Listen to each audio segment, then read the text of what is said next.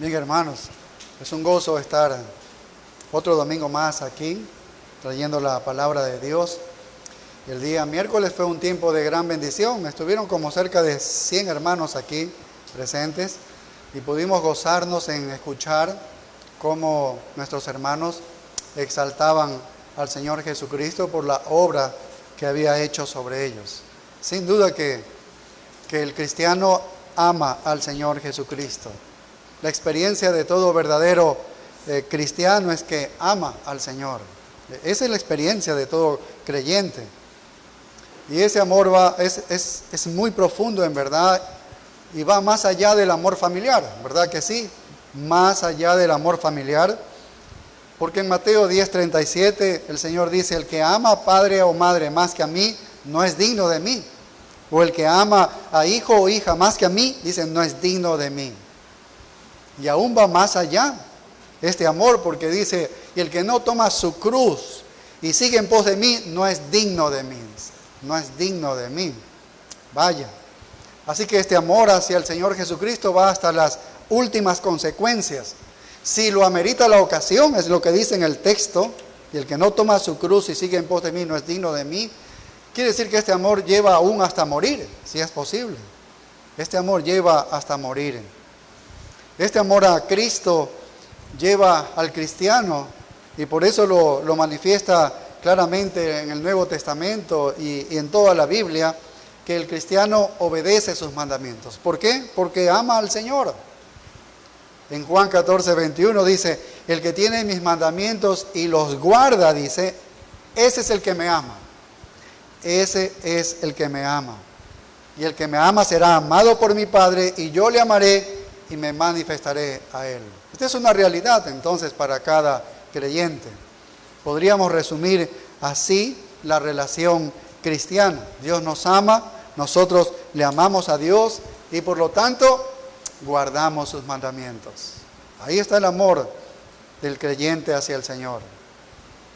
El Señor Jesucristo, queriendo identificar la condición espiritual de Pedro, en 3 ocasiones, en Juan, el último capítulo de Juan, Él le pregunta: Pedro, ¿me amas? 3 veces le pregunta lo mismo: ¿me amas? ¿Me amas? Porque esta era la clave de la identidad espiritual. O sea, tú eres un genuino creyente. Tú eres un genuino creyente.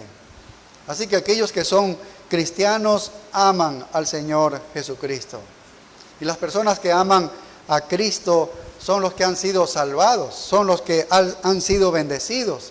Y las personas que no aman a Cristo, ellos son los malditos, que dice la Escritura, ellos son los condenados, que señala la Escritura. Así que el amor por el Señor Jesucristo está presente en todos los cristianos, ¿verdad que sí? En todos los cristianos. Debe ser así. Pero debemos reconocer que este amor, debido a diferentes circunstancias, es fluctuante, no tiene la misma intensidad en cada uno de los creyentes. Debemos reconocer eso. Por la Escritura sabemos que todos los cristianos aman al Señor Jesucristo, pero todos los cristianos no aman al Señor Jesucristo con todo su corazón, con toda su alma, con toda su mente, con todas sus fuerzas, como deberían.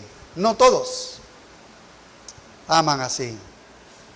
Y la mejor ilustración que encontramos de el amor hacia el Señor Jesucristo y que se va enfriando está en la carta de Apocalipsis, la carta a Éfeso, en Apocalipsis 2, versículos del 1 al 7. Si ustedes abren sus Biblias y me acompañan en estos 7 versículos, en esta lectura de estos 7 versículos, Apocalipsis capítulo 2, versículos del 1 al 7, que dicen así: escribe al ángel de la iglesia en Éfeso, el que tiene las 7 estrellas en su diestra, el que anda en medio de los 7 candeleros de oro, dice esto: yo conozco tus obras y tu arduo trabajo y paciencia, y que no puedes soportar a los malos, y has probado a los que se dicen ser apóstoles y no lo son, y los has hallado mentirosos. Y has sufrido y has tenido paciencia y has trabajado arduamente por amor de mi nombre y no has desmayado. Pero tengo contra ti que has dejado tu primer amor. Recuerda, por tanto, de dónde has caído y arrepiéntete. Y haz las primeras obras, pues si no, vendré pronto a ti, quitaré tu candelero de su lugar si no te hubieres arrepentido. Pero tienes esto, que aborreces las obras de los nicolaítas, las cuales yo también aborrezco. El que tiene oído, oiga lo que el Espíritu dice a las iglesias. Al que venciere, le daré a comer del árbol de la vida, el cual está en medio del paraíso de Dios. Vaya, esta es una carta a una iglesia histórica. Es una carta real, a una iglesia real que existió en ese tiempo, en una ciudad real llamada Éfeso en Asia Menor, hoy Turquía. El día jueves tuvo un terremoto, sufrió un terremoto Turquía. O sea, es un lugar histórico una iglesia histórica. Y el Señor Jesucristo está escribiendo esta carta que se aplica para ese periodo de tiempo específico, pero también es una iglesia perenne, en el sentido de que cada una de estas iglesias del Apocalipsis representan los tipos de iglesias que existen permanentemente o perennemente a lo largo de la historia de la iglesia. Así que hay muchas iglesias como Éfeso, lo ha habido a lo largo de la historia y el día de hoy hay muchas iglesias como Éfeso que se habían enfriado en cuanto al amor de Jesucristo. Recordemos lo que dijimos en la primera predicación que tuvimos del Apocalipsis, que 2 de las 7 iglesias a las cuales se les envía estas cartas en los capítulos 2 y 3 de Apocalipsis se encuentran espiritualmente bien. Estas son Esmirna y Filadelfia, espiritualmente bien. Pero 5 de estas 7 iglesias se encuentran entre una mezcla de cosas buenas y de cosas malas. Y estas 5 iglesias se encuentran en una progresión que va descendiendo en un empeoramiento espiritual. Es decir, cada iglesia va descendiendo.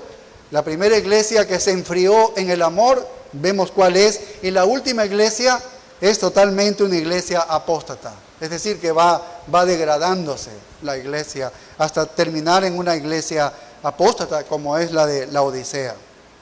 Así que estas cartas son relevantes para nosotros el día de hoy, para todo momento y en especial el día que nosotros estamos aquí viviendo.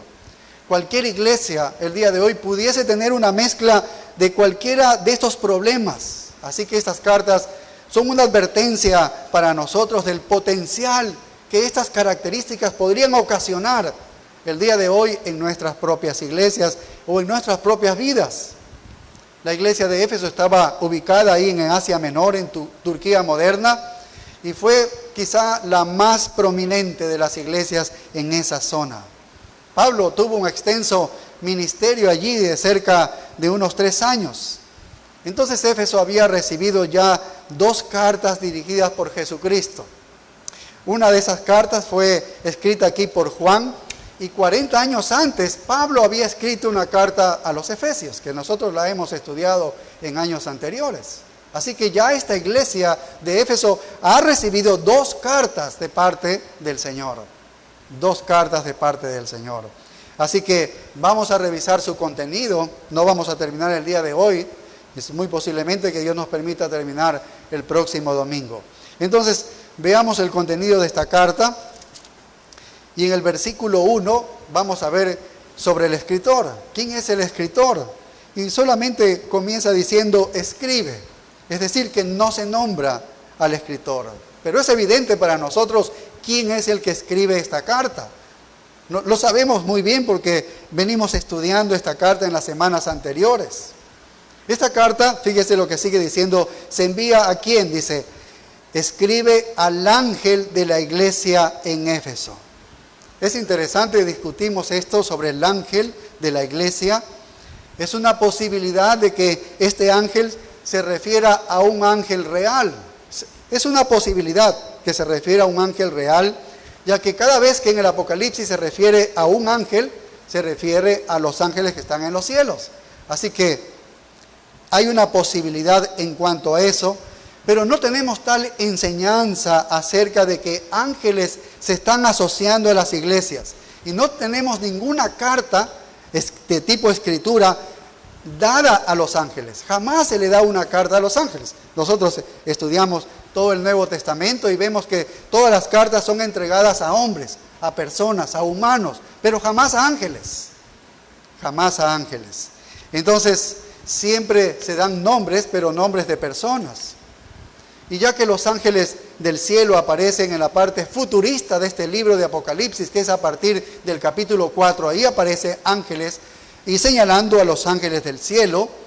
Entonces hay todas las razones para suponer que la palabra ángelos aquí, que es la palabra griega ángelos, significa solamente un mensajero, que sería un representante de la iglesia de Éfeso, uno de sus líderes, porque sabemos que la iglesia está compuesta en su liderazgo de varios pastores. Así que uno de ellos, tal vez el más prominente, que había seguramente, o tal vez había estado con Juan allí en la isla de Patmos, y estaba llevando esta misma carta en nombre de Juan y del Señor Jesucristo a la misma iglesia de Éfeso. Ese sería el ángel, que es un mensajero, quien recibe, un hombre, un líder de esta iglesia. Pero el que escribe esta carta no es realmente Juan, nosotros lo sabemos, porque Juan va a ser el amanuense, Juan va a ser el que va a tomar dictado, va a escribir lo que va a ver o lo que se le va a dictar. El que escribe, según sigue diciendo nuestro versículo 1, dice, el que tiene las 7 estrellas en su diestra. Este es el que escribe. El que anda en medio de los 7 candeleros de oro dice esto.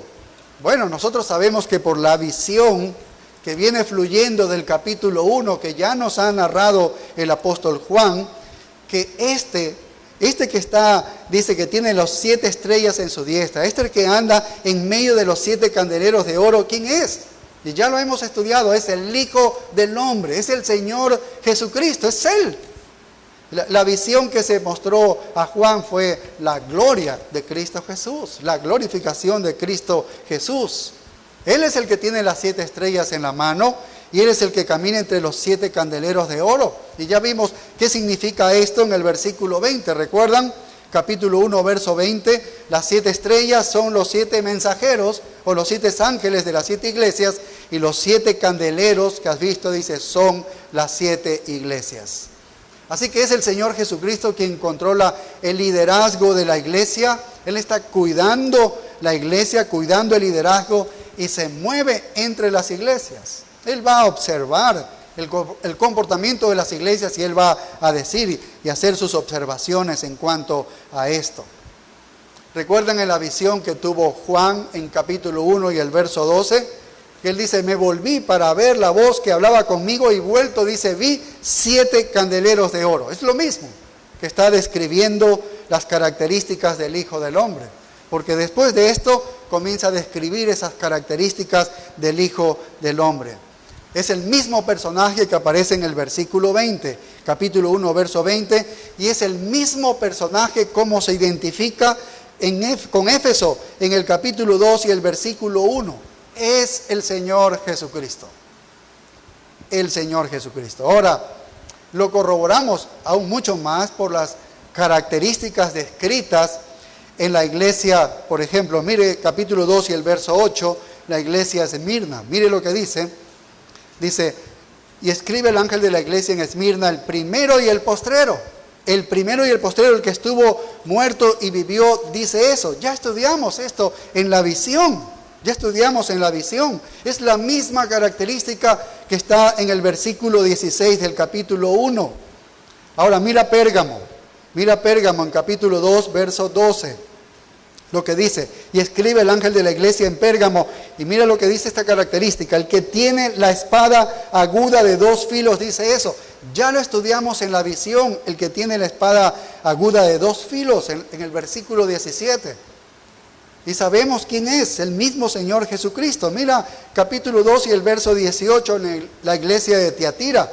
El Hijo de Dios, el que tiene ojos como llama de fuego y pies semejantes al bronce bruñido, dice esto, la misma característica de la visión en el capítulo 1, versos 14 y 15.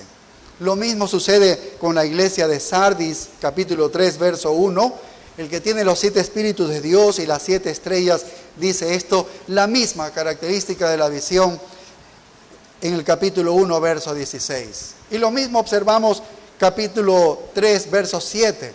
El santo, el verdadero, el que tiene la llave de David, el que abre y ninguno cierra, y cierra y ninguno abre.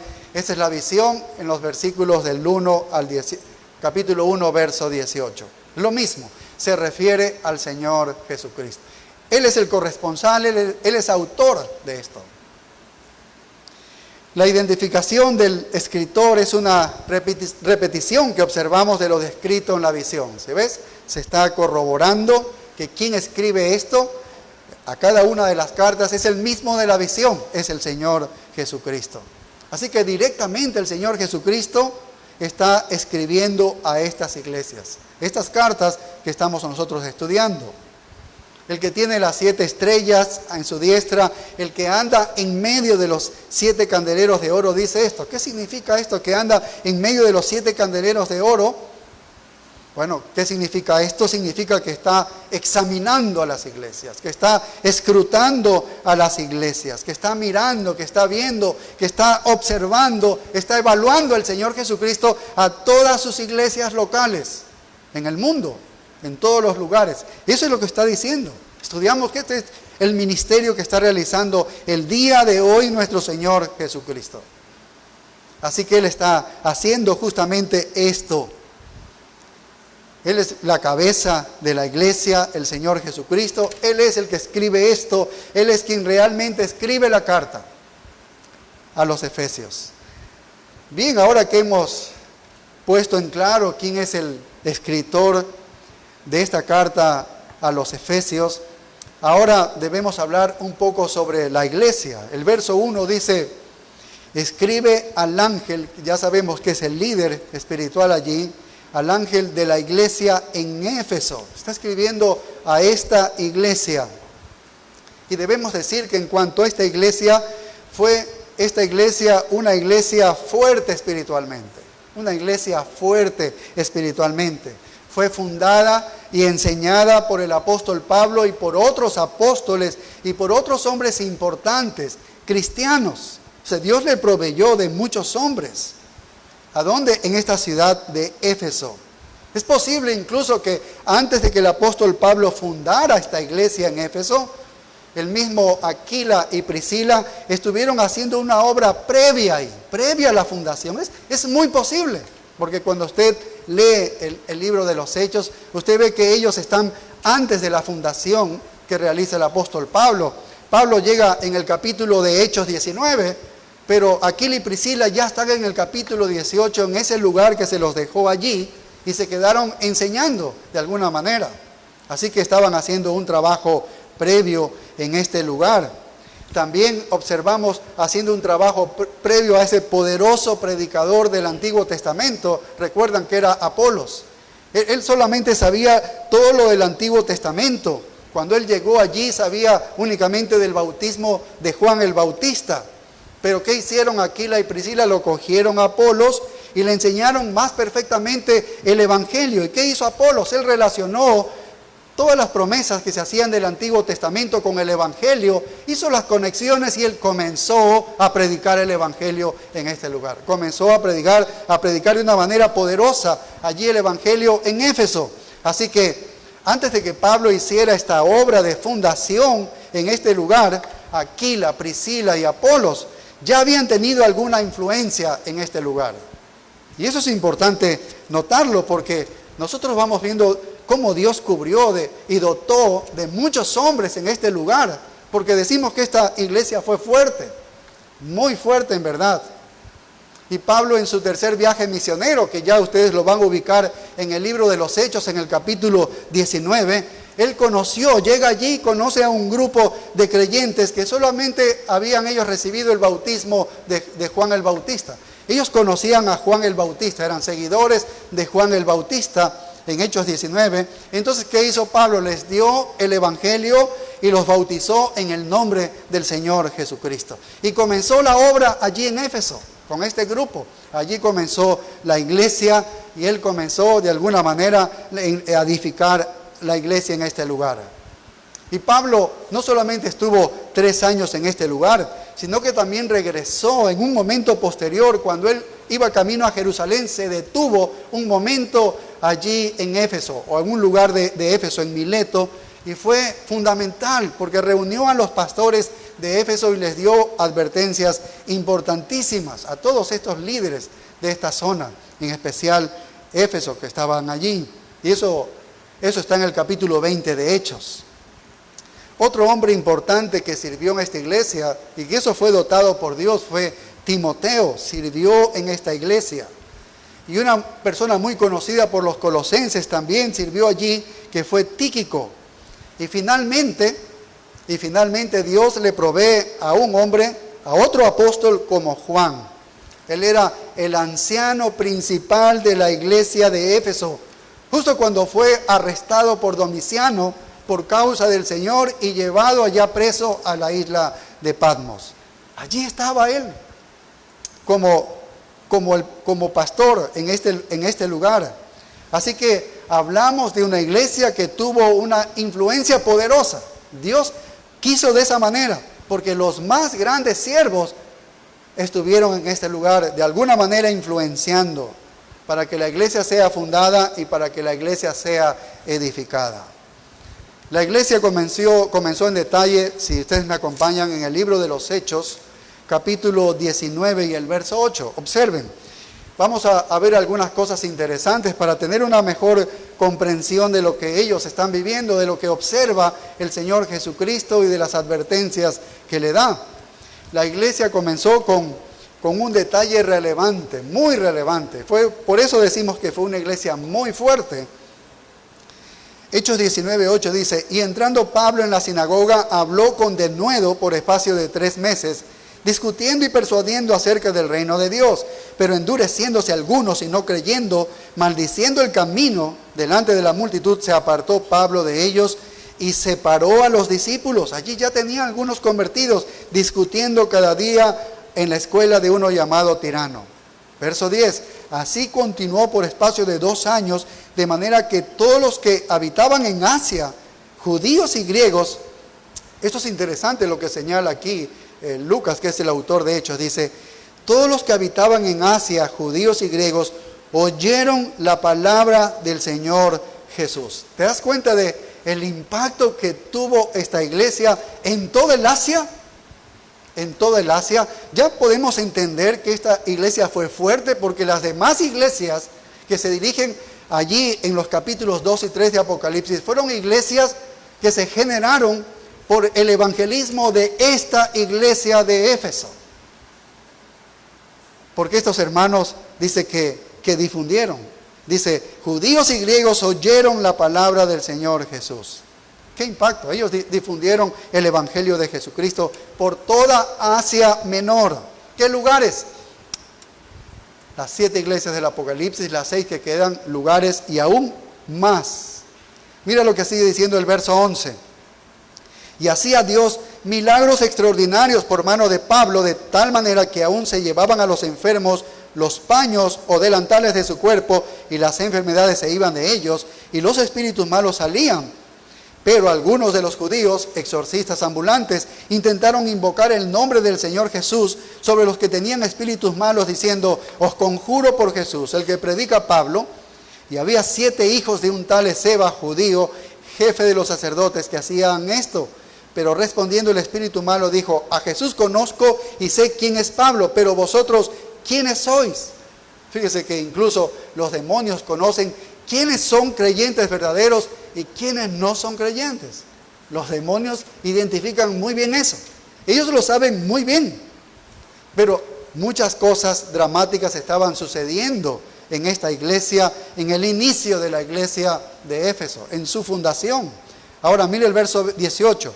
Y muchos de los que habían creído venían confesando y dando cuenta de sus hechos. Asimismo, muchos de los que habían practicado la magia trajeron los libros y los quemaron delante de todos, y hecha la cuenta de su precio hallaron que era 50,000 piezas de plata. ¡Qué tremendo!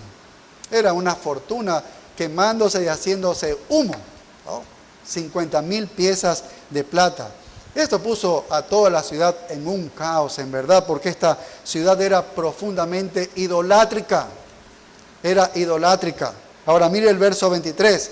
Hubo por aquel tiempo un disturbio no pequeño acerca del camino, que es el Evangelio, el camino del Señor. ¿Por qué? Porque les estaba dañando el negocio a unos fabricantes de ídolos. Mire el verso 29. Y la ciudad se llenó de confusión y a una se lanzaron al teatro arrebatando a Gayo y Aristarco, macedonios, compañeros de Pablo. Se produjo un motín terrible, había caos en esa ciudad. Así que esta iglesia nació en una época increíble, donde estaban habiendo milagros que hacía el Señor. Una poderosa predicación, ¿no?, de hombres dotados que Dios los había puesto allí. La palabra se estaba extendiendo a toda el Asia Menor, a toda el Asia. Se fundaron otras iglesias con esa predicación. Se apartaban de los ídolos. La gente estaba dejando la idolatría, dejando los ídolos, dejando la brujería. Estaban quemando los libros de brujería. Estaban enardeciendo a aquellos que hacían negocio con las estatuas, con las idolatrías que vendían. Crearon un motín en la ciudad. Bueno, esto es algo extraordinario, pero todo eso estaba ocurriendo en este lugar. Así que fue un comienzo impresionante para esta iglesia de Éfeso. Pero para este tiempo que se escribe la carta, Pablo ya no está allí. Pablo ya no está. Han pasado 40 años desde que escribió la carta a los Efesios. Pablo escribió la carta a los Efesios. Han pasado 40 años y hay una nueva carta que la trae el apóstol Juan, pero la está escribiendo el mismo Señor Jesucristo. Él es el que la escribe. Y esto nos da un poco para hablar un poco de la ciudad, porque esta iglesia se levanta en medio de una ciudad y debemos conocer un poco más lo que había en esta ciudad. Éfeso era un buen lugar en verdad, pero Pérgamo era la capital oficial de la provincia de Asia Menor, de la provincia romana de Asia Menor. Sí, había una capital allí, era Pérgamo, pero la ciudad de Éfeso era una de las ciudades más importantes. Era la más importante, muy grande. Un escritor le llamó Luminacia, la luz de Asia, decía. Y usted se puede imaginar si así le daban autores el nombre a Éfeso, Luminacia, que era la luz de Asia. Tenía el puerto más grande en Asia Menor, por lo tanto era el centro de comercio, era el centro de todo. Allí era una metrópolis. Se encontraba no solamente en el mar, era a 3 millas adentro, estaba la ciudad, había un río importante donde los barcos podían entrar y volver y salir. Entonces era un lugar que lo hacía verdaderamente imponente, más importante que los otros lugares de las otras ciudades.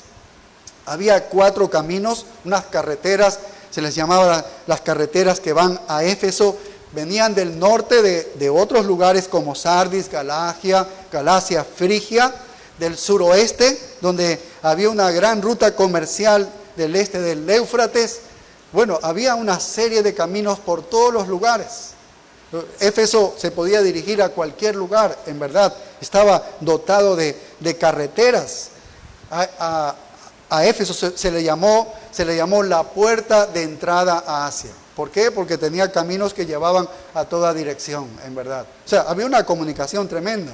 Si había una ciudad más importante era allí. Si querías diluir el mensaje a cualquier otro lado, ese era el lugar perfecto, ¿no? Donde tú podías llegar y podías llevar por los caminos cartas a muchos otros lugares.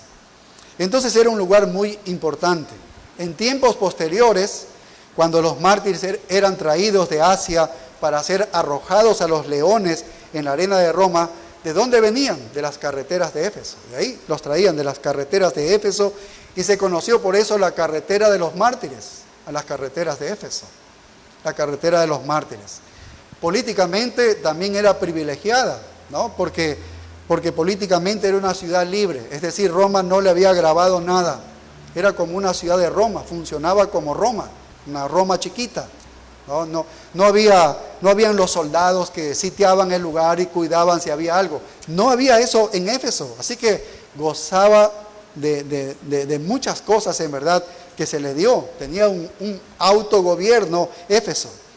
No había tropas romanas estacionadas allí. Se hicieron grandes juegos de Éfeso que competían incluso con los Juegos Olímpicos. Había concursos de dramas en un teatro que leímos ahí en Hechos 19, está como en un teatro cogieron a Aristarco y a otro más. Ese teatro albergaba como cerca de 25,000 personas. Era inmensamente grande. Y se hacían concursos de teatro y muchas otras cosas allí. Se sacrificaban también allí a ídolos de una manera religiosa. Así que este lugar de Éfeso también era el centro de la adoración de Artemisa. El centro de adoración de Artemisa. Artemisa es un nombre griego que se le da a una diosa, pero en el idioma romano se le llamaba Diana, que es lo mismo, Artemisa o Diana. Artemisa es griego y Diana es en términos romanos. Y Artemisa parece ser un nombre masculino, e incluso a veces se muestra una figura masculina, y Diana se muestra una figura más femenina. En las religiones antiguas babilónicas y todas las religiones antiguas había esta ambigüedad de mostrarlo como a un Dios a veces masculino y a veces femenino a propósito. Tal vez esa sea la estrategia de Satanás para mezclarse y confundir las identidades sexuales. Este lugar de adoración de Diana fue una de las 7 maravillas del mundo antiguo. Era una cosa increíble, increíble. Todo ese templo estaba hecho de mármol brillante persa. Según los arqueólogos, medía 425 pies de largo, cuadra y media de largo. ¿Qué cosa? Es una cosa inmensa. 260 pies de ancho. Tenía 130 columnas de 60 pies de altura. 37 columnas estaban adornadas e incrustadas con oro y joyas que habían recibido de reyes. Así que era algo que usted podía quedarse con la boca abierta, como viendo un museo donde hay cosas tan costosas, y allí observando y viendo. Había de todo en verdad. El altar era hermoso, más allá de las palabras, tallado por un famoso escultor griego. Así que era toda una colección que la gente podía ir a ver, a admirar. Y este templo también servía para los criminales. Es decir, un criminal cometía fechorías y se corría y se escondía en el templo, porque era prohibido profanar el templo. Ninguna autoridad, ningún hombre podía entrar. Y el criminal se quería esconder de lo que había hecho, se metía en el templo y ahí estaba custodiado. Nadie le podía sacar, nadie se atrevía, porque era aparentemente santo para ellos. Nadie podía tocarlo al criminal. También era un gran negocio. Vemos el problema que se armó allí, porque mucha gente estaba vendiendo a Diana, hecho como templecillos y a la diosa, en cosas de plata y de cosas así, y vendiendo. Ese era un gran negocio para ellos. No es diferente a lo que la Iglesia Católica ha copiado. No ha copiado de la Iglesia histórica, en realidad, cristiana, sino de las religiones antiguas, que eso era lo que hacían, ¿no? Y así es lo que observamos en la Iglesia Católica. Este ídolo de la diosa Diana no era una mujer bella, sino una mujer que aparece de pie con manos extendidas y manos abiertas. Tal vez usted tenga la oportunidad de ver una figura de ella. Es algo feo, es algo muy feo esta diosa Diana. Y por mucho tiempo estos efesios gritaban Diana, Diana, adorándola, ¿no? Adorando a Diana. Había decenas de eunucos castrados para servir a este dios o a esta diosa. ¿Ves? Decenas de eunucos castrados. Miles de sacerdotisas que eran prostitutas. Y ellas servían haciendo orgías, pensando que así al adorador lo hacían llegar a tener comunión con la diosa o con el dios. Bueno, esto es algo terrible lo que había ahí. Había hombres heraldos importantes, proclamadores, había cantantes, había fiestas allí, bailarines. Se podía imaginar el caos que había en este templo. La gente estaba negociando. Los criminales estaban encontrando asilo ahí en el templo. La gente estaba mirando piezas de museo y cosas allí de costosísimas. ¿Sí ve? Había prostitución allí mismo. La música, las fiestas, los festivales y toda la historia se convirtió en un frenesí de mutilación sexual desvergonzada. Porque eso es lo que había. Es algo terrible lo que había allí. ahora esta ciudad desordenada, con un templo central desordenado. Entonces se puede entender que cuando la iglesia nació en medio de todo eso, entendemos por qué estalló la persecución. Sabemos por qué estalla la persecución contra la iglesia. La iglesia predica un mensaje totalmente diferente. La predicación de Jesucristo había afectado la adoración de Diana, afectó la venta de los ídolos, creó este motín en Hechos 19.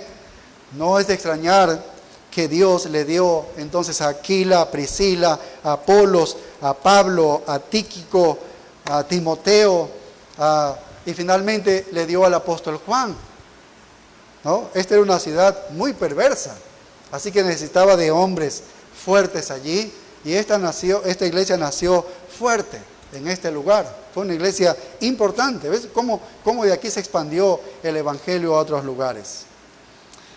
Bien, ahora yendo a nuestro texto, vamos a ver el elogio que hace el Señor Jesucristo, porque Él está observando sus iglesias, se mueve en medio de las iglesias y Él observa cosas. Y Él dice, yo conozco tus obras. Es decir, yo conozco tus acciones. Es lo que está diciendo, las cosas que ha hecho. Esta es una declaración general de todo lo que sigue. ¿Qué es lo que sigue? Dice, y tu arduo trabajo y paciencia, y que no puedes soportar a los malos. Y has probado a los que se dicen ser apóstoles y no lo son, y los has hallado mentirosos, y has sufrido, y has tenido paciencia, y has trabajado arduamente por amor de mi nombre, y no has desmayado. Y mira el verso 6. Pero tienes esto, que aborreces las obras de los nicolaitas, las cuales yo también aborrezco. Bueno, es interesante todo lo positivo, porque esto es un elogio para la iglesia de Éfeso. Y es interesante que nosotros lo podamos observar, qué es lo que ve Jesucristo y cómo elogia esto, cómo confirma esto, que estaba correcto. Mira lo que dice, yo conozco tus obras, y lo primero que señala es, y tu arduo trabajo. Así que el Cristo resucitado está elogiando por el arduo trabajo. El arduo trabajo aquí lo tenemos como dos palabras, pero en realidad en el idioma original es una sola palabra, koros, lo que significa trabajo hasta el sudor y el agotamiento. O sea, que ellos habían trabajado y se habían esforzado hasta cansarse. Ellos trabajaban y servían hasta el cansancio. Es como cuando tú trabajas en una faena dura y te cansas hasta lo sumo. Este es el trabajo que involucra la mente y los músculos también. Está todo involucrado allí. Así que su trabajo por Cristo fue un gran esfuerzo. Fue un gran esfuerzo lo que está diciendo y está elogiando el Señor Jesucristo. Estos hombres eran obreros, estos hombres eran siervos, ¿ves? Ellos no querían sentarse solamente en las sillas, ellos no querían ser entretenidos, no estaban para eso, ellos querían arar la tierra, ellos querían sembrar la tierra, ellos querían cosechar la tierra. Estos fueron los que se movieron a todo lugar y se levantaron otras iglesias. Así que ellos querían el fruto de la cosecha, estaban dispuestos a hacer todo esto, estaban enseñando, estaban compartiendo a Cristo, estaban plantando otras iglesias, estaban ayudando a las personas necesitadas. Ellos eran cristianos activos en una iglesia. Qué importante, porque esto es lo que el Señor está elogiando. Y mira lo que le acompaña a esto. En segundo lugar dice, y paciencia, arduo trabajo y paciencia. En el idioma original significa esto resistencia. O sea, que ellos tuvieron resistencia. Es como que el Señor está diciendo, yo sé de tu resistencia. Yo conozco tu resistencia. Yo sé cuánto has resistido. Es decir, tú no te has resignado sombríamente, porque hay muchos cristianos que pues es lo único que yo tengo que hacer es resignarme. Eso no está en el cristianismo, ¿ves? Eso no elogia al Señor Jesús. Ya me resigno a hacer lo que dice el Señor o lo que la circunstancia me está poniendo. Eso no es para el cristiano. El Señor elogia la paciencia, es la resistencia que ha tenido. Es decir, que valientemente ha enfrentado una situación de penuria. Valientemente ha enfrentado una situación de sufrimiento. Ha dado la cara, está valientemente allí poniendo las cosas. Tiene una buena predisposición, no es que está resignado, tiene una buena predisposición para eso, para perder cosas, para entregarse a la gracia del Señor, entregarse a la gloria del Señor. Vaya, ellos habían hecho todo esto, estaban persistiendo en eso, es decir, los que resisten son los que se mantienen, siguen y siguen a pesar de la situación adversa. Ellos fueron perseguidos. Ellos fueron golpeados, ellos fueron expulsados. Todo eso lo soportaron con paciencia. O sea, tuvieron resistencia para tener aguante en eso. Permanecieron fieles, podríamos decir en otra palabra. Se aferraron a las promesas del Señor. Se aferraron del Señor y permanecieron fieles. Pero hicieron más que eso. Mira lo que sigue diciendo. El verso 2 dice, y que no puede soportar a los malos. Qué interesante cuando el mundo nos dice hoy en día que debemos tolerar el pecado, debemos tolerar las cosas que hacen malas, ¿no? Debemos tolerar el homosexualismo, debemos tolerar el matrimonio igualitario, debemos tolerar muchas cosas. Pero acá el Señor está diciendo, oye, fuiste intolerante, es lo que está diciendo, no soportaste a los malos. No soportaste a los malos, fuiste intolerantes al pecado. Y eso es lo que pide de una iglesia el Señor Jesucristo. Eso es lo que está elogiando aquí. Y eso significaba que los estándares sagrados y santos los tenías en alto, es lo que dice. Porque no toleraste el pecado. Eso es bueno en una iglesia, ¿ves? Mantener el estándar del Señor es importantísimo. Así que se caracterizaron ellos por el servicio, la firmeza y la santificación, que es lo principal para mantener el estándar del Señor. No habían perdido su sensibilidad al pecado. Cuando una iglesia pierde la sensibilidad al pecado, todos nos llenamos de pecado en la iglesia. Y ya nadie nos podemos decir nada. Y entonces ellos tuvieron sensibilidad al pecado. No pudieron soportar a los malvados, dice. Probablemente era una iglesia que hacía disciplina en su iglesia, que practicaba la disciplina en la iglesia. Eso es fundamental, eso ayuda a la pureza de la iglesia, a la santificación de los miembros. Eso cuida a la iglesia. Y para cada uno de nosotros, eso nos cuida, ¿no? Fue importante. Eso es lo que está reconociendo Cristo en esta iglesia de Éfeso. Pablo les dijo en Efesios 4:27, dijo, ni deis lugar al diablo. Ellos no dieron lugar al diablo. Eso es lo que hicieron ellos, no dieron lugar al diablo. Eso lo dijo en la carta de Efesios. Es la misma carta después de 40 años. Y Jesús está reconociendo, o sea que ellos escucharon de Pablo. Esta era otra generación, 40 años después. Eran jóvenes, otras personas que estaban allí, tal vez algunos de los anteriores, pero habían guardado todo eso. Habían guardado ese consejo y no lo habían olvidado. Les molestaba el mal, no toleraban el pecado. Dice, no puede soportar a los malvados, es lo que dice. Dios tampoco tolera a los malvados, Dios no los tolera. Es falso el eslogan que dice que Dios odia el pecado pero ama al pecador. Eso es muy popular, de hecho yo mismo lo decía hace muchos años atrás, pero es totalmente falso. Dios ama al pecador, pero no ama al pecado. Falso. Muchos textos en la Biblia hablan que Dios aborrece al pecador también. El Salmo 5:5 dice, aborreces a todos los que hacen iniquidad. Ahí está, aborreces a todos los que hacen iniquidad. Hemos leído el Salmo 139 y allí también dice que aborrece a todos los inicuos, a todos los pecadores. Entonces, Dios odia el pecado, pero también odia al pecador, porque el pecado está asido al pecador. ¿Se entiende? Está asido al pecador. Por ejemplo, Malaquías dice, a Jacob amé, a Esaú aborrecí. A Jacob amé, a Esaú aborrecí. Ese es Dios. Ese es nuestro Dios en verdad. Y esta iglesia no solamente odiaba el pecado, sino que tenía un santo odio. No estamos diciendo que el odio es que voy a vengarme contra el pecador. Nosotros no condenamos al pecador, nosotros solamente predicamos el Evangelio, pero entendemos y aclaramos lo que es el pecado y al pecador. Ahora, entendemos también que desde otro punto de vista Dios ama al pecador. De hecho, a los que va a salvar nos ha amado. Porque siendo aún pecadores, dice, Cristo murió por nosotros. Entonces, Dios ama al pecador, al que va a salvar, lo ama. Pero el resto de los impíos los aborrece, como aborrece el pecado. Y ellos habían obedecido en eso.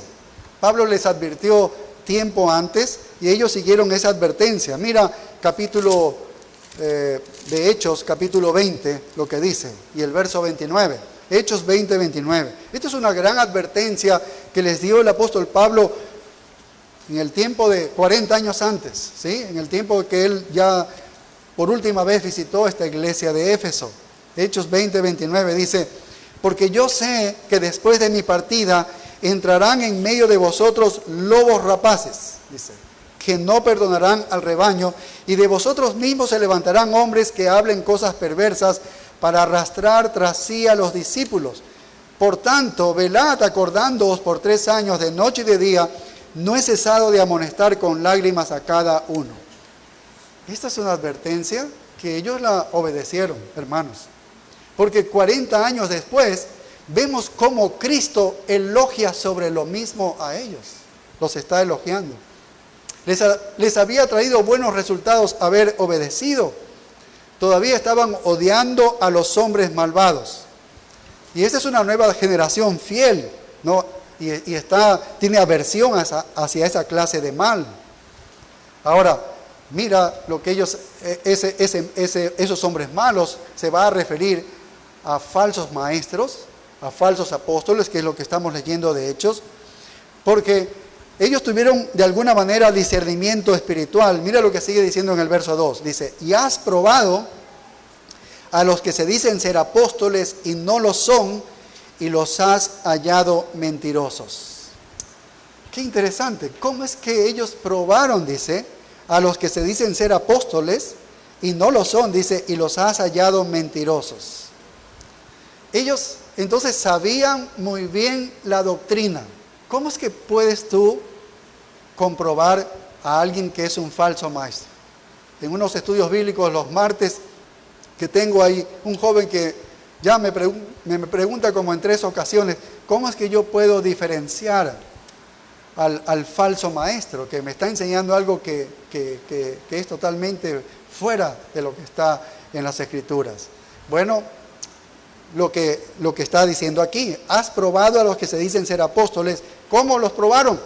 Por medio de que ellos sabían muy bien la doctrina, conocían muy bien la doctrina, podían evaluar a cualquier maestro que llegaba allí. Muchos hombres malvados seguramente habían entrado ahí a las congregaciones para sembrar el error, porque eso es lo que ellos hacen, diseminan el error, diseminan con unas dudas allí.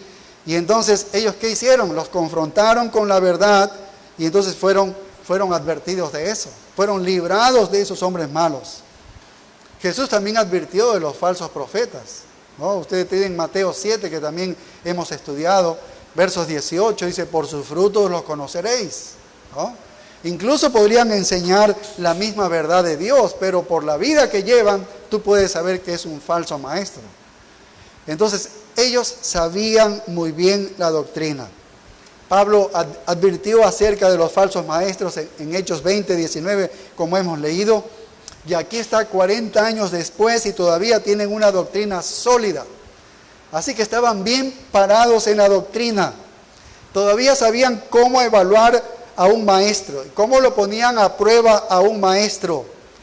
Y seguramente habían tenido visitas de muchas personas, pero ahí estaban. Ellos podían identificar, este maestro es ritualista, y rápido lo identificaban.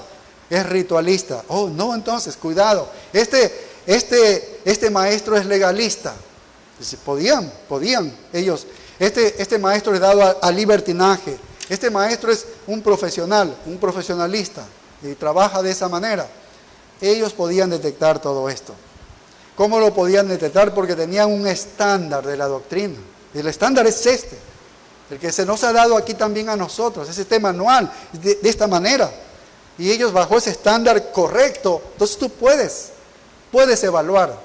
De manera correcta va a salir la evaluación porque tienes el estándar correcto y ellos lo tenían. Habían escuchado el mensaje del apóstol Pablo. Mira, el mismo Juan en su primera carta, Juan 4.1, dice algo interesante sobre esto. Dice, primera de Juan 4.1, dice, amados, dice, no creáis a todo espíritu, sino probad los espíritus si son de Dios, porque muchos falsos profetas han salido por el mundo. O sea, solo los que eran fieles a la palabra eran bienvenidos. Si lo encontraban fiel, era bienvenido a la iglesia. Así que los efesios pusieron a prueba a los que se llamaban apóstoles y pudieron ellos notar que no eran apóstoles, los encontraron falsos. Literalmente dice, decían ser apóstoles y eran falsos. Y creo que la iglesia de hoy debe medir de la misma manera. El mismo patrón nosotros tenemos. Debemos medir así a las falsas enseñanzas y a los falsos maestros, que hay muchísimos hoy en día, en verdad, No llegan aquí a la iglesia porque nunca los invitaríamos, pero sí llegan a través de las redes sociales y ustedes están escuchando. Así que creo que de una manera aún más advertida nosotros debemos saber evaluar y probar a los falsos maestros. Y mire lo que dice el verso 3, dice, y has sufrido y has tenido paciencia y has trabajado arduamente por amor de mi nombre y no has desmayado. ¿Qué cosas? Lo que había pasado ellos, ¿no? Dice, en medio de todo esto, es decir, sufrimiento, ellos habían servido al Señor, habían sufrido al Señor, habían tenido dificultades, ¿no? Situaciones del mal y del pecado, de los falsos apóstoles que les habían visitado, y en todo eso ellos habían permanecido fieles. Dice, y has sufrido y has tenido paciencia y has trabajado arduamente por amor de mi nombre. Qué importante. Todos lo habían soportado, todos lo soportaron. Y lo soportaron de la manera correcta, como debe soportar todo creyente verdadero. Lo han hecho, dice, por amor de mi nombre, por amor de mi nombre. No lo debes soportar porque te conviene. No lo debes soportar por algún interés que no sea el amor al Señor Jesucristo. Este es un motivo puro que está poniendo el Señor Jesucristo. Mira, esta es la única manera como tú debes soportar. Es porque me amas, que no hay otra manera como puedas soportar. Hay gente, o cristianos entre comillas, que pudiesen soportar cosas porque quieren alguna cosa adicional, que les interesa conseguir algo. Podría ser, pero aquí está el motivo puro, el motivo correcto. Durante 40 años ellos lucharon esta batalla y se habían mantenido 40 años, se habían mantenido fiel, ¿no? Y haciéndolo por amor al Señor Jesucristo, solo por amor al nombre de Él, que eso es lo que significa. Y fíjese cómo termina en el verso 3, dice, y no has desmayado, no has desmayado. Esto es interesante el día de hoy, porque muchos cristianos dejan de ser fieles. Muchos cristianos, tal vez tú estás tentado el día de hoy a dejar de ser fiel por decepción. Estás decepcionado de cualquier cosa, de tu propia vida, de líderes, de no sé. Entonces muchos cristianos dejan de ser fieles por decepción, o por ingratitud, o por crítica, o por rebelión, o por falta de respuesta a Dios, a algo que tú estás haciendo.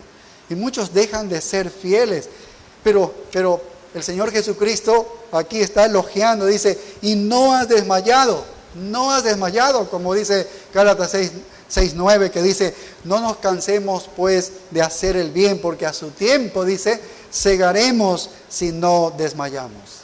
Vamos a segar, hay una respuesta de parte del Señor. Ese amor a Él trae muchos réditos posteriores. No debemos desmayar. Y el Señor está elogiando eso de que ellos no desmayaron en ser fieles. Se mantuvieron fiel hasta el último y por los motivos correctos. ¿Qué obra, no? Ellos fueron fieles a la palabra, fueron fieles a la obra, fiel al Señor por medio de un discernimiento espiritual, y lo habían hecho por amor del nombre, por amor de mi nombre, dice. Y eso significa, por amor de mi nombre, significa, lo has hecho para mi gloria, dice Cristo. Lo has hecho para mi honra. Eso es lo que significa y lo que está diciendo. Lo has hecho por mi honor. Lo has hecho por mi reputación, dice Cristo. Está elogiándolos a ellos de una manera bárbara, ¿no? No lo habían hecho para la reputación de ellos, lo habían hecho por la reputación de Cristo. Y eso es un gran reconocimiento que lo hace el mismo Señor Jesucristo, porque el que se mueve en las iglesias observó y vio eso. Vio lo profundo de sus corazones y vio que la motivación de resistir y ser fieles hasta el último eran correctísimas. Era por amor de la reputación, de la gloria de Cristo Jesús. Éfeso es una iglesia formidable, como hemos visto. Y aunque la iglesia ha preservado su pureza moral, ha preservado su pureza doctrinal y ha mantenido una lealtad inquebrantable en la prueba, mira lo que sucedió. Verso 4 dice, pero tengo contra ti que has dejado tu primer amor. ¿Qué significa esto para una iglesia que es fiel? ¿Qué significa esto? Pero tengo contra ti que has dejado tu primer amor. Bueno, eso lo vamos a ver la próxima semana, Dios mediante, por esta misma hora. Sí.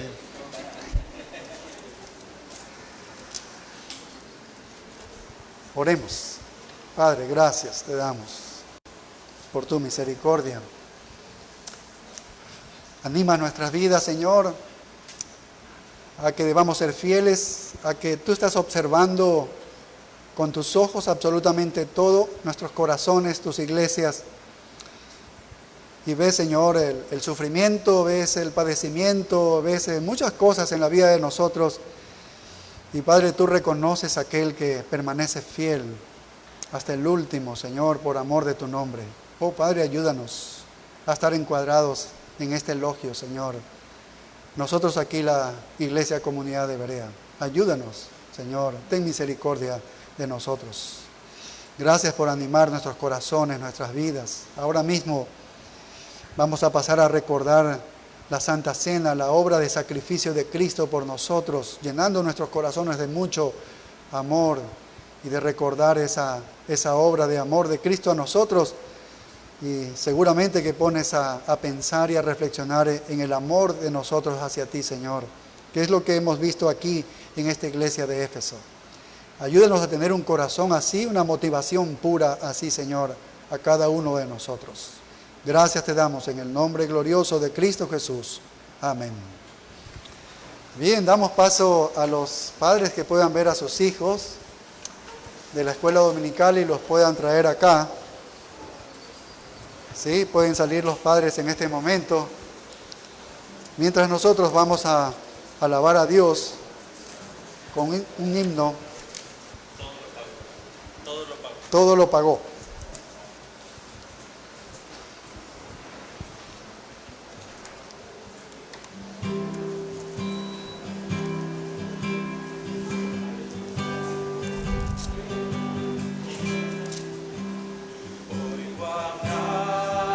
Al Salvador, poca fuerza en ti, Él la hijo en oración, tu todo haya en ti,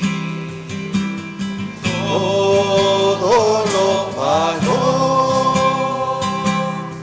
todo debo a Él, el pecado me manchó, mas Cristo me lavó, pues no puedo merecer gracia de mandar, mis pecados lavaré, en tu sangre blanqueará.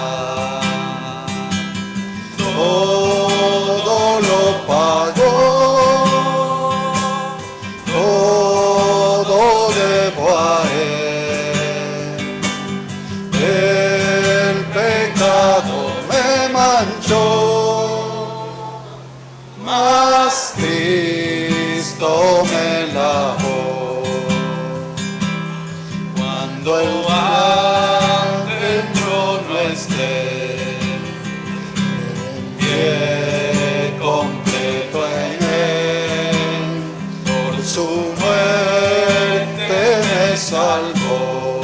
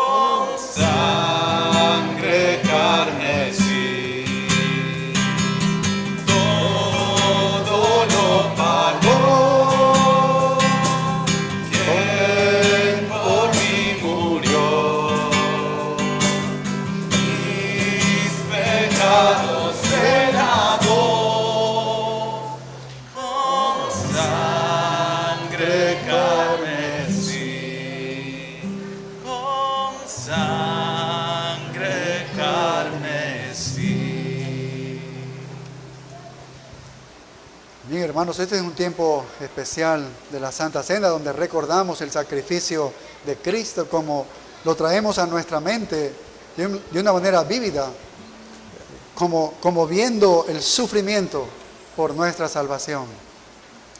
Vamos a leer 1 Corintios 11, verso 23, que dice: porque yo recibí del Señor lo que también os he enseñado, que el Señor Jesús, la noche que fue entregado, tomó pan, y habiendo dado gracias, lo partió y dijo: tomad, comed, esto es mi cuerpo que por vosotros es partido.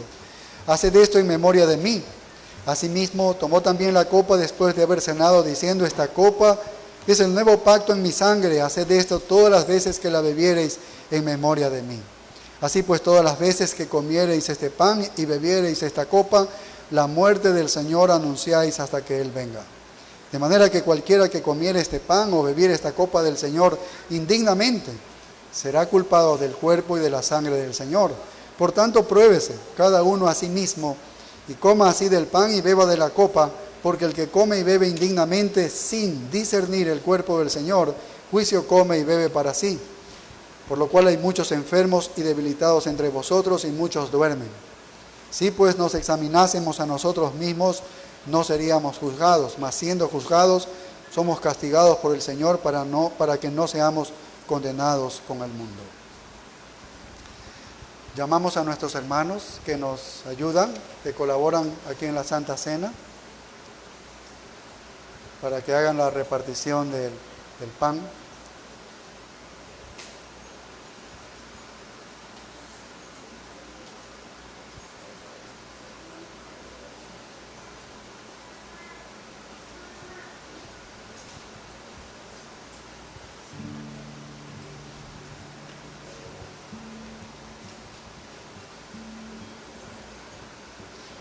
Nosotros vamos a alabar a Dios con el himno Jesucristo, fuente de paz. Jesucristo, fuente de paz.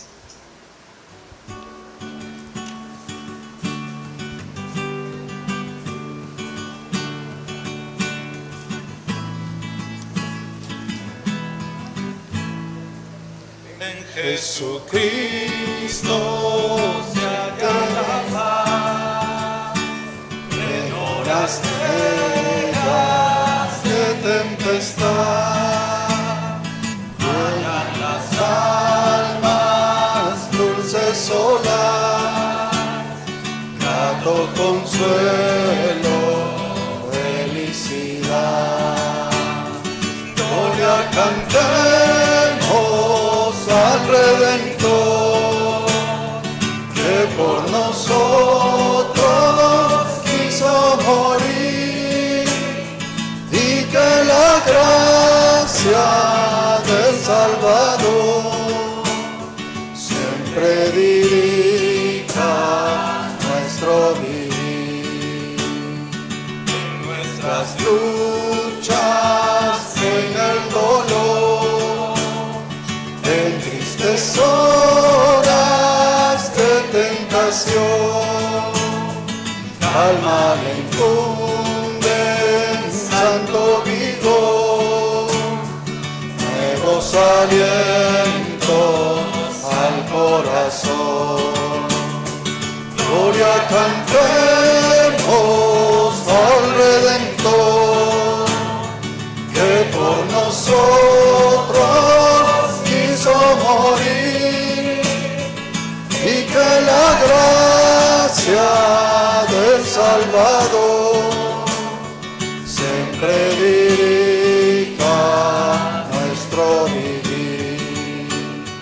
Cuando en la lucha falta la fe y el alma vence desfallecer, Cristo nos dice: siempre os daré gracia divina, santo poder. Gloria cantemos al Redentor, que por nosotros quiso morir, y que la gracia del Salvador siempre dirija nuestro vivir. por el pan. Padre, gracias.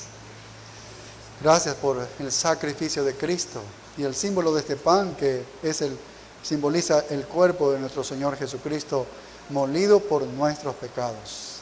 Padre, gracias porque has hecho que nosotros nos reconciliemos contigo, Señor. Él ha sufrido el castigo que nosotros merecíamos.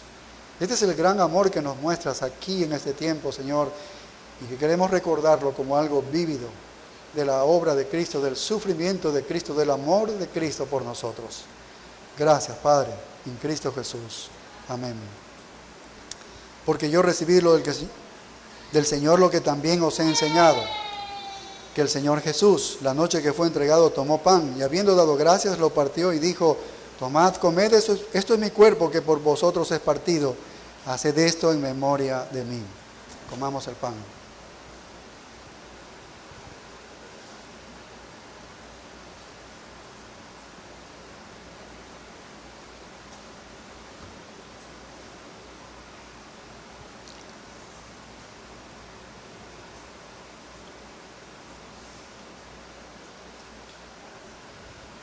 Bien, pedimos a nuestros hermanos que hagan la repartición de las copas de vino, mientras nosotros también alabamos a Dios con el himno comprado por sangre por Cristo.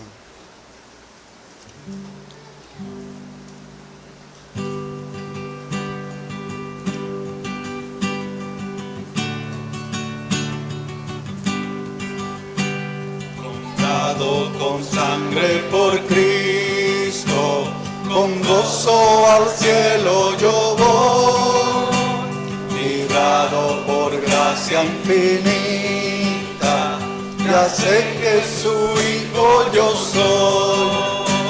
Lo sé, comprado con sangre yo soy. Lo sé, con Cristo al cielo yo voy. Soy libre de pena y culpa, su gozo Él me hace sentir. Él llena de gracia mi alma, con Él es tan dulce vivir. Lo sé, comprado con sangre yo soy. Lo sé, con Cristo al cielo yo voy. En Cristo yo siempre medito y nunca le puedo olvidar. Callar sus favores no quiero, voy siempre a Jesús a alabar. Lo sé, comprado con sangre yo soy. Lo sé, con Cristo al cielo yo voy. Yo sé la belleza del gran Rey yo voy a mirar. Ahora me guarda y me guía y siempre me quiere ayudar. Lo sé, comprado con sangre yo soy. Lo sé, con Cristo al cielo yo voy. Yo sé que me espera corona, la cual a los fieles dará. Jesús Salvador en el cielo, mi alma con Él estará. Lo sé, comprado con sangre yo soy. Lo sé, con Cristo al cielo yo voy. Padre, gracias por este vino que es el símbolo de la sangre de nuestro Señor Jesucristo derramada por nuestros pecados para reconciliación y perdón de nuestros pecados. Padre, gracias por esta obra de Cristo en nosotros, Señor. Ayúdanos a ser santificados, Padre, en este tiempo, de una manera abundante, recibir esta bendición tuya junto con nuestros hermanos aquí presentes. En el nombre de Jesús te adoramos, Padre. Amén. Asimismo tomó también la copa después de haber cenado, diciendo: esta copa es el nuevo pacto en mi sangre. Haced esto todas las veces que la bebiereis en memoria de mí. Así pues, todas las veces que comiereis este pan y bebiereis esta copa, la muerte del Señor anunciáis hasta que Él venga. Bebamos de la copa, hermanos.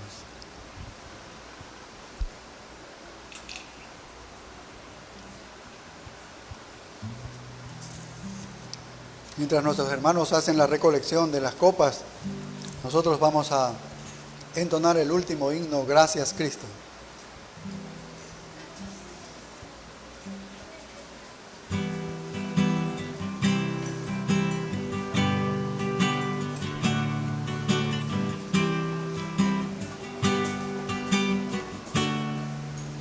El misterio de la cruz no puedo comprender, la angustia que llegó a sufrir. El perfecto Dios su Hijo entregó, la copa amarga Él bebió por mí. Tu sangre mi maldad lavó, gracias Cristo, fue satisfecha la ira de Dios. Gracias Cristo, tu enemigo fui, hoy me siento a tu mesa. Gracias Cristo.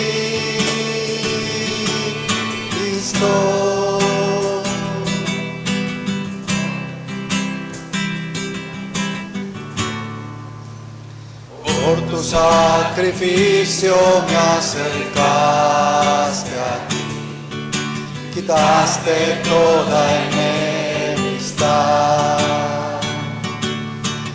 Tu gloriosa gracia derramaste en mí, tu misericordia es sin igual. Tu sangre mi maldad lavó, gracias Cristo, fue satisfecha la ira de Dios. Gracias Cristo, tu enemigo fui, hoy me siento a tu mesa. Gracias Cristo.